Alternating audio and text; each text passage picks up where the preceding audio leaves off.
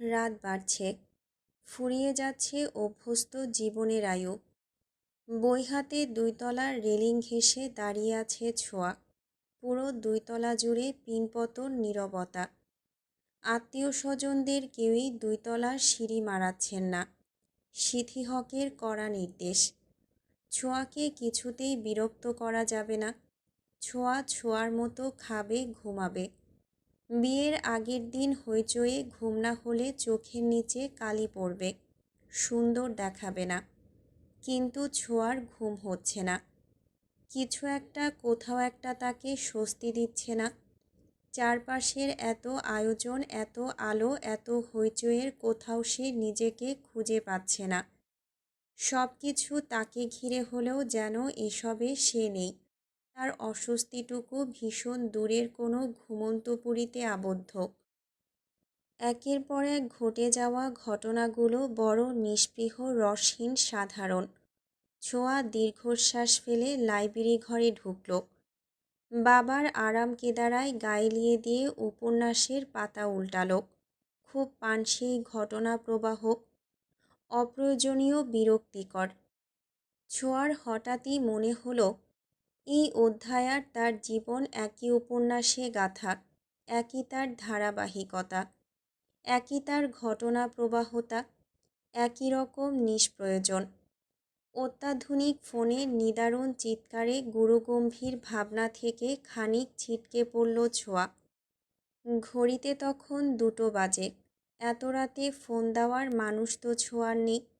তবে ছোঁয়া কৌতূহল নিয়ে ফোন উঠালো। ওপাশ থেকে রাশভারী কণ্ঠে প্রশ্ন এলো, হঠাৎ যদি সুদূর অতীত থেকে উঠে আসা কোনো দৈত্য আপনাকে জিজ্ঞেস করে, হোয়াট ইজ ইউর উইশেস, তাহলে আপনার উত্তর কী হবে? হঠাৎ এমন প্রশ্নে ভড়কে গেল ছোঁয়া। ভয়ানক বিভ্রান্তিতে পড়ে গেল। বোকা বোকা কণ্ঠে বলল, অতীত তো অতীতই। অতীত থেকে দৈত্য কী করে আসবে? দৈত্যর নিজস্ব টাইম মেশিন থাকতে পারে। সে আলোর বেগে ছুটে আপনার কাছে চলে আসতেই পারে। দৈত্যদের ক্ষমতা অনেক, জানেন না আপনি? ছোঁয়া বেশ ভাবনায় পড়ল। কিছুক্ষণ ভেবে বলল, কিন্তু তাত্ত্বিকভাবেও তো অতীতে আসা সম্ভব নয়। প্রকৃতি তা মেনে নেবে না। বা এই বিষয়ে পড়েছেন তাহলে। কিন্তু দৈত্য তো অতীতে যাচ্ছে না, সে আসছে ভবিষ্যতে। তার জন্য আপনিই তার ভবিষ্যৎ লক্ষ্য। আলোর গতিতে ছুটতে পারলে ভবিষ্যতে আসা তো অসম্ভব কিছু নয়, তাই না? ছোঁয়া ফোনের এপাশেই মাথা নাড়ল। কয়েক সেকেন্ড চুপ থেকে ভীষণ বুদ্ধিমতীর মতো বলল, ভবিষ্যৎ যাওয়া সম্ভব হলেও দৈত্যর আসার সম্ভাবনা নেই। প্রথমত, অতীতের পৃথিবী প্রযুক্তির দিক থেকে অনেক পিছিয়ে ছিল, সেখানে কোনো টাইম মেশিন নেই। দ্বিতীয়ত, দৈত্য বলে কোনো বস্তু পৃথিবীতেই নেই। কে বলল নেই? ছোঁয়া অবাক হয়ে বলল, আছে নাকি? থাকতেই পারে। পৃথিবী হলো একটা রহস্যপিণ্ড, যার অনেক রহস্যই অমীমাংসিত হয়ে বসে আছে নাকের ডগায়। যেমন ধরুন মাল্টা দ্বীপ। দক্ষিণ আমেরিকার ইকুয়েডরের কাছাকাছি গালাপগোস নামে একটা দ্বীপপুঞ্জ আছে। নাম শুনেছেন কখনো? ছোঁয়া অস্পষ্ট কণ্ঠে বলল, হুম, না শুনলেও সমস্যা নেই, এখন শুনুন। সেই গালাপগোস দ্বীপপুঞ্জের একটা দ্বীপের নাম হলো বাল্টা। বাল্টা গ্রীষ্মমণ্ডলীয় অঞ্চল হওয়ায় এখানে প্রচুর বৃষ্টিপাত হয়। কিন্তু মজার ব্যাপার কি জানেন? ছোঁয়া কৌতূহল নিয়ে বলল, কি? এখানে প্রচুর বৃষ্টিপাত হলেও বৃষ্টির একটা ফোঁটাও বাল্টা দ্বীপে পড়ে না। ছোঁয়া অবাক হয়ে বলল, মাই গড, ইজ ইট পসিবল? অবশ্যই। সম্ভব না হলে তো এমনটা ঘটতো না। শুধু তাই নয়, এই দ্বীপে থাকার সময় কম্পাস অস্বাভাবিকভাবে স্থির হয়ে থাকে অথবা ভুল দিক প্রদর্শন করে। এই দ্বীপ অতিক্রমকালে প্লেনেও ঠিক একই সমস্যা দেখা দেয়। সবচেয়ে আশ্চর্যজনক বিষয় হলো এই দ্বীপে পা রাখার সাথে সাথেই কিছু মানসিক সমস্যা দেখা দেয়। এখানে গাছ কিংবা পশু পাখি নেই। উড়ন্ত পাখিরা উড়ে বালটার কাছাকাছি এসে আবার ফিরে যায়, যেন কোনো অদৃশ্য দেয়ালে বাধা পড়ে। অনেকেই মনে করেন এই দ্বীপে অস্বাভাবিক কোনো শক্তির অস্তিত্ব আছে।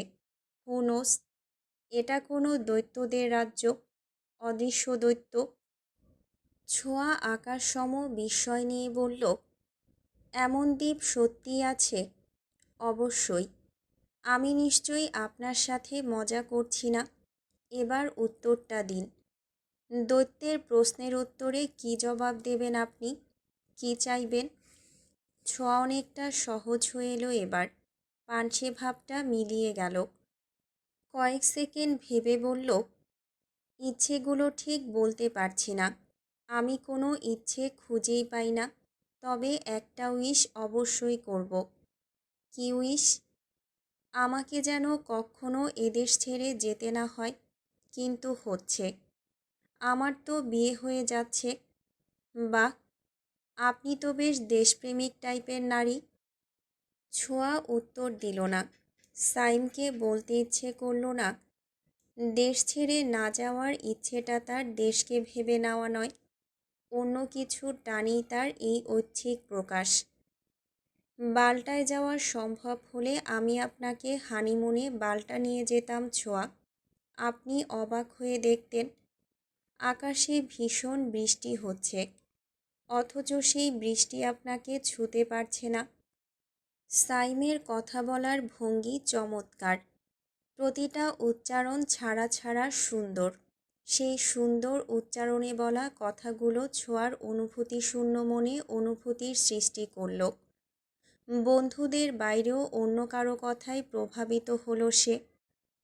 আবদ্ধ মনে নতুন একটা ইচ্ছের সঞ্চার হলো। সত্যি যদি বাল্টা যেতে পারত। সাইম কিছুক্ষণ চুপ থেকে বলল, ছোঁয়া, আপনি কি জানেন আপনি মানসিক ডিপ্রেশনে ভুগছেন? সহজ ভাষায় বলতে গেলে বাইপোলার ডিসঅর্ডার। আপনি নিজেই psychology student. You know what is bipolar disorder? দেখুন ছোঁয়া, কাল আমাদের বিয়ে, অথচ আপনি আমার সম্পর্কে কিছুই জানেন না। আমার পুরো নাম জানেন কি না তাতেও যথেষ্ট সন্দেহ আছে।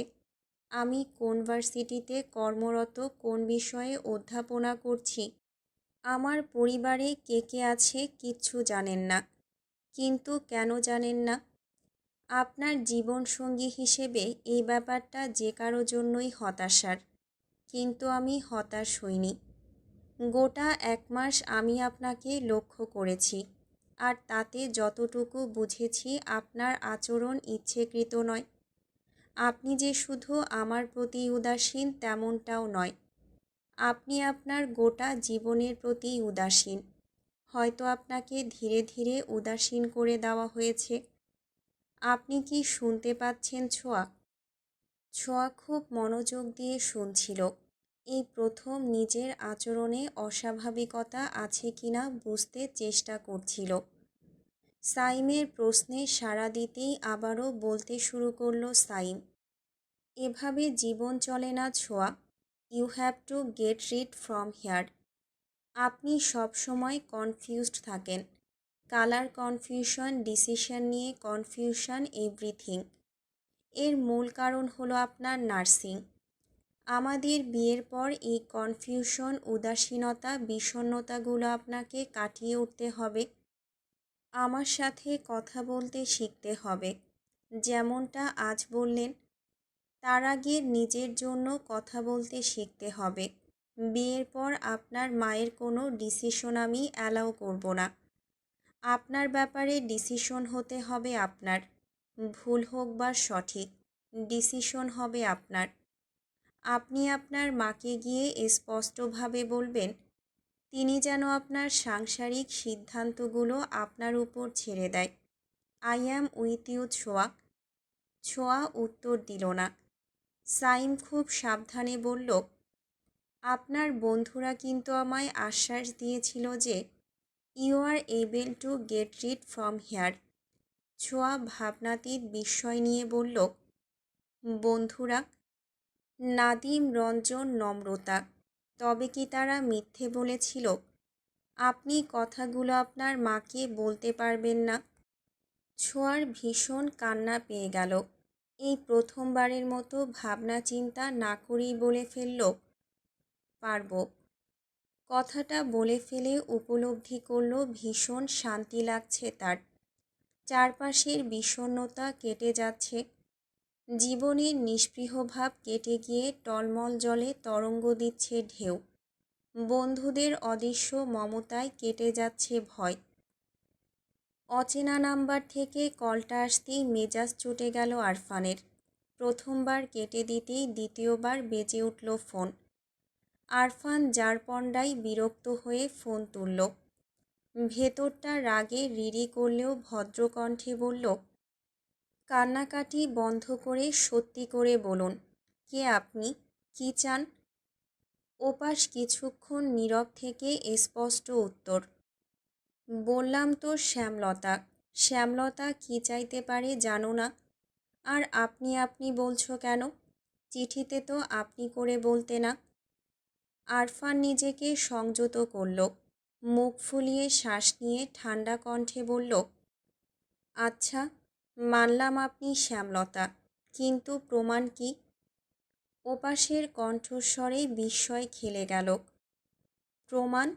এখন আমায় প্রমাণ দিতে হবে? চিঠিতে তো খুব বলতে। তোমার নাকি আমার নিঃশ্বাসের শব্দ শুনেও চিনে ফেলার ক্ষমতা আছে, অথচ আজ প্রমাণ চাইছ? আচ্ছা, বিয়ে টিয়ে করে ফেলেছ নাকি? সুন্দরী বউ পেয়ে আমার আবেগ কেটে গিয়েছে? স্বার্থপর। আরফানের বিরক্তি এবার আকাশ ছুঁল। একচড়ে মেয়েটার গাল ফাটিয়ে দিতে ইচ্ছে হলো। দাঁতে দাঁত চেপে বলল, শ্যামলতা আপনার মতো বেহায়া নয়। শ্যামলতা আমার সাথেই আছে। ভালোবাসলে সবাই বেহায়া হয়। তুমি ভালোবাসনি বলে বেহায়া হতে পারোনি। তোমার সাথে যে আছে সেই তোমার শ্যামলতা, তার কি প্রমাণ আছে? আরফান উত্তর দিল না। ফোনটা বন্ধ করে টেবিলের উপর রাখল। মাথায় হাজারো চিন্তা নিয়ে গায়ে লিয়ে দিল চেয়ারে। অনেকগুলো ছেঁড়া সুতো জোড়া লাগানোর চেষ্টা চালালো একের পর এক। নার্সের ডাকে ভাবনা কাটলেও চিন্তা গেল না। কপাল কুঁচকে বিরক্ত চোখে চেয়ে রইল নার্সের মুখে। রাউন্ড ক্লাস কোনো কিছুতেই ঠিকঠাক মনোযোগ দেওয়া গেল না। অল্পতেই মেজাজ খারাপ হতে লাগল। ক্ষণে ক্ষণেই শিরশির করে উঠল হাত। এই মেজাজ খারাপ নিয়ে নম্রতাকে অযথা কল করে মেয়েটার মন খারাপ করিয়ে দেওয়ার ইচ্ছে হলো না আরফানের। তাই অবসর পেয়েও কল করা হয়ে উঠল না। পুরোটা দুপুর কাটল বিষণ্ণতা আর উদ্বিগ্নতায়। ধানমন্ডির হোয়াইট হল কমিউনিটি সেন্টারের এক কোণায় দাঁড়িয়ে আছে নাদিম। গায়ে নীল পাঞ্জাবি, পিঠে ঝুলানো গিটার, মাথা ভর্তি চুলগুলো স্বভাবতই এলোমেলো অগোছালো। স্টেজে বরকনের ফটো সেশন চলছে। অন্তু, নীরা, নম্রতা কিছু দূরেই বসে আড্ডা দিচ্ছে। পরিবেশটা উত্তেজিত করে তুলতে কাছেই কোথাও হাইবিটের ইংরেজি গান বাজছে। It's a beautiful night, we are looking for something Dam to do, hey baby, I think I wanna marry you, is it the look in your eyes or is it this dancing juice? Who cares? Baby, I think I wanna marry you. Nadim বিরস ভঙ্গিতে washroom খুঁজতে লাগলো। খাওয়া বেশি হয়ে গিয়েছে। পেটে কেমন গুড়গুড় শব্দ করছে। বিরাট আপদ। এই সিথি বেগম শত্রুতা করে খাবারে 19-20 মিশিয়ে দিয়েছে কিনা তা নিয়েও বিরাট সন্দেহ হচ্ছে। ইংরেজি গানের শব্দটাও বড্ড কানে লাগছে। নাদিম হাঁটতে হাঁটতেই বৃষ্টি একটা গালি দিয়ে ফেলল। বিয়েতে যদি ইংরেজি গানই বাজাতে হয় তো ব্রিটেনে গিয়ে বাজা। এখানে কি শালা রাজাকারের বংশধর? নাদিমের বিগড়ে যাওয়া মেজাজের মাঝেই ফোন দিল আরফান। আরফানের ফোন পেয়ে অতিরিক্ত বিস্ময়ে বোবা বনে গেল নাদিম। ফোন নিয়ে গান বাজনা থেকে কিছুটা দূরে গিয়ে দাঁড়াতেই আরফান বলল, এই অসময়ে তোমাকে ডিস্টার্ব করার জন্য সরি নাদিম। নাদিম হেসে বলল, না ভাই, বেকার মানুষের আবার ডিস্টারবেন্স কি? হঠাৎ ফোন কেন ভাই, কোনো সমস্যা? আরফান কিছুটা ইতস্তত করে বলল, নম্রতাকে ফোনে পাচ্ছিলাম না। অনেকবার ফোন দিলাম, ফোন তুলল না। ডেট খেয়াল হতেই মনে পড়ল আজ ছোঁয়ার বিয়ে। নম্রতা কি তোমাদের সাথেই আছে? হ, আমাগো সঙ্গেই আছে। ও তো ফোন বাসায় রাইখা আসছে বলল। ওরে ফোন দিতাম ভাই? না না, ঠিক আছে, এনজয় করুক। নিদ্রার কাছে শুনলাম ও নাকি অসুস্থ ছিল, একটু খেয়াল রেখো। নাদিম ভ্রু কুঁচকাল। ডান দিকে ঝুঁকে নম্রতাকে দেখার চেষ্টা করল। নম্রতাকে কোনোভাবেই অসুস্থ বলে মনে হচ্ছে না, বেশ তো খিলখিল করে হাসছে। নাদিম বিড়বিড় করে বলল, শালার মাইয়া, পোলাডারে সাদা সিদা পাইয়া একদম ভাজা ভাজা করে ফেলল। আরফান সতর্ক কণ্ঠে বলল, কিছু বললে? নাদিম অপ্রস্তুত হেসে বলল, না ভাই, আপনি চিন্তা কইরেন না, আমরা আছি, সমস্যা নাই। আপনার প্রিয়তমা একদম ফিট থাকবে, ফাড়াফাড়ির কোনো চান্স নাই। আমরা এমনিতেও তাকে বাসা পর্যন্ত পৌঁছে দিয়ে আসব। নাদিমের কথার ধরনে হেসে ফেলল আরফান। ওয়াশরুম থেকে ফিরে বন্ধুদের পাশে বসতেই নিরান্তর ব্যাপারটা চোখে পড়ে গেল তার। নাদিম মৃদু হাসল। নাদিমের হাসি খেয়াল করেই অপ্রস্তুত হয়ে পড়ল অন্তু। ফিসফিস করে বলল, হাসছিস কেন? নাদিমের হাসি বিস্তৃত হলো। অন্তুর দিকে চেয়ে ভ্রু নাচিয়ে বলল, বন্ধু। অন্তু কেশে উঠে বলল, তোর এমন হাসি দেখলে আমার হৃদস্পন্দন থেমে যায়। উল্টাপাল্টা কিছু বলবি তো খবর আছে। তোর এই বাজে স্বভাবটা পরিবর্তন কর। নাদিম শব্দ করে হাসল। গিটারে সুর তুলে দুষ্টু কণ্ঠে গাইল, আমার এই বাজে স্বভাব কোনো দিন যাবে না, আমার এই বাজে স্বভাব কোনো দিন যাবে না। 2 লাইন গেয়ে বন্ধুদের দিকে তাকালো। গিটারের সুর তীক্ষ্ণ করে ফিসলে হেসে বলল, সিথি আপাকে শান্তিতে থাকতে দিতে ইচ্ছে করছে না রে। নিরানম্রতা দাঁত বের করে হাসল। নাদিম গলা ছেড়ে গান ধরল। অন্তু টেবিলে সুর তুলল। নাদিম কিছু দূর গাইতেই গেয়ে উঠল আরও 3টা কণ্ঠস্বর। 4টা কণ্ঠেই ফুটে উঠল রাজ্যের উচ্ছ্বাস। আশেপাশের গান বাজনা থেমে গেল, ক্যামেরার ফ্ল্যাশ নিভে গেল। হঠাৎই আকর্ষণের কেন্দ্রবিন্দু হয়ে উঠল এই অর্ধপরিচিত 4 জন। কথা হবে, দেখা হবে, প্রেমে প্রেমে মেলা হবে, কাছে আসা আসিয়ার হবে না। চোখে চোখে কথা হবে, ঠোঁটে ঠোঁটে নাড়া দেবে, ভালোবাসা বাসিয়ার হবে না। শতরাত জাগা হবে, থালে ভাত জমা রবে, খাওয়া দাওয়া কিছু মজা হবে না। হুট করে ফিরে এসে লুট করে নিয়ে যাবে, এই মন ভেঙে যাবে জানো না। আমার এই বাজে স্বভাব কোনো দিন যাবে না, আমার এই বাজে স্বভাব কোনো দিন যাবে না। গান গাওয়ার মাঝেই পাশের টেবিলে বসে থাকা সুন্দরী ললনাকে চোখ টিপে দিল নাদিম। মেয়েটির ড্যাব ড্যাব চাহনি বিস্ময়ে স্তব্ধ হয়ে গেল। সিথি হক প্রচণ্ড বিস্ময় নিয়ে খেয়াল করলেন তার মেয়ে স্টেজে ফটো সেশন ছেড়ে বন্ধুদের সাথে নাচছে, গলা মিলিয়ে গান গাইছে। ভুলভাল ভালোবাসি, কান্নায় কাছে আসি, ঘৃণা হয়ে চলে যাই, থাকি না। কথা বলি একা একা, সেধে এসে খেয়ে ছ্যাঁকা, কেন গাল দাও আবার বুঝি না। রাত 10টা কি 10:30 বাজে। অন্ধকারে ঝলমল করছে বিভিন্ন রঙা আলো। কমিউনিটি সেন্টারের গেটের কাছে দাঁড়িয়ে আছে বন্ধুরা। বিয়েতে এমন একটা স্ক্যান্ডেল করার পর সিথি হকের রাগের প্রতিরূপ কেমন হয়েছিল তা নিয়েই চলছে একের পর এক আলোচনা। এমন সময় ভীষণ অপ্রত্যাশিতভাবে সামনে এসে দাঁড়ালো ছোঁয়া। নাদিম সবার সামনে থাকায় কিনা জানা নেই। ছোঁয়া ছিটকে এসে পড়ল নাদিমের বুকে। নাদিম বিস্ময়ে কিংকর্তব্য বিমূঢ় হয়ে দাঁড়িয়ে রইল। ছোঁয়া ভীষণ বোকা বোকা কণ্ঠে বলল, আমার খুব ফাঁকা ফাঁকা লাগছে, মন খারাপ লাগছে। I miss you all. Nadim অতি দ্রুত নিজেকে সামলে নিল। ভ্রু কুঁচকে বলল, মিস করবি ভালা কথা, দূরে গিয়ে মিস কর। তোর অস্ট্রেলিয়ান গরু দেখলে আমারে তুলে আছাড় মারব, বউ ভাগিয়ে নেওয়ার অপবাদে হাজতে দিয়া দিব। ধরার হলে অন্তরে গিয়া ধর, আমারে ছাড় ইংরেজ। নম্রতা নাদিমের বাহুতে চর বসিয়ে বলল, তোর সব সময় ফাজলামো। ছোঁয়া কাঁদছে। আচ্ছা, যা ফাইজলামি করলাম না। ওরে আমনে ল্যাপটাই খাড়াই থাকতে দেখে ওর ম্যামা অর্থাৎ আমাগো সিথিয়া পায় আমারে চাবাইয়া খাইয়া ফেললে সব দোষ তোর।